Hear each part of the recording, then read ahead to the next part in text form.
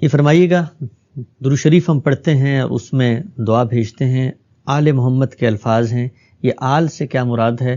بالعموم یہ کہا جاتا ہے کہ آل سے مراد پوری امت ہے۔ آل کا لفظ قرآن مجید میں بھی استعمال ہوا ہے۔ مومن ایک تھے جو آل فرعون میں سے تھے، فرعون کے بارے میں کہا جاتا ہے ان کی تو کوئی اولاد ہی نہیں تھی۔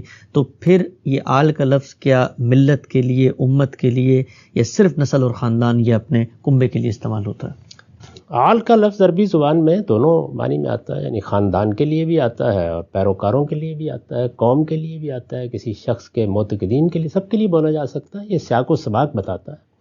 چنانچہ میرے نزدیک یہ جو ہم دعا کرتے ہیں رسالت مآب صلی اللہ علیہ وسلم کے لیے، اللہم صلی علی محمد، اس میں آل کا لفظ آپ کے خاندان کے لیے ہی ہے۔ ظاہر ہے کہ جب آپ کسی کے لیے خیر کی دعا کرتے ہیں تو اس وقت آپ یہی چاہتے ہیں اور یہی کرتے بھی ہیں کہ بھئی آپ پہ بھی اللہ رحم کرے، آپ کے بیوی بچوں پر بھی رحم کرے، آپ کے اہل خاندان پر بھی رحم کرے۔ تو یہ سیاق و سباق متعین کرتا ہے۔ اس میں یہ طریقہ نہیں ہوتا کہ آل فرعون کو وہاں سے پکڑیں یہاں ڈال دیں اور یہاں سے خاندان کو پکڑیں تو وہاں لے جائیں۔ یہ تو جب الفاظ مشترک المعنی ہوں تو ہمیشہ سیاق قرائن فیصلہ کرتے ہیں۔ تو میں نے اسی وجہ سے آپ دیکھیں میزان میں جہاں جہاں ان الفاظ کا ترجمہ کیا ہے وہاں رسول اللہ اور رسول اللہ کا خاندان ترجمہ کیا۔ تو یہ درود شریف کے اندر کیا قرینہ موجود ہے کہ آل سے مراد خاندان؟ اس لیے کہ دعا کے موقع کے اوپر آپ باقیوں کی طرف کیسے جاتے ہیں؟ میں نے تو آج تک کسی کو جاتے ہوئے دیکھا۔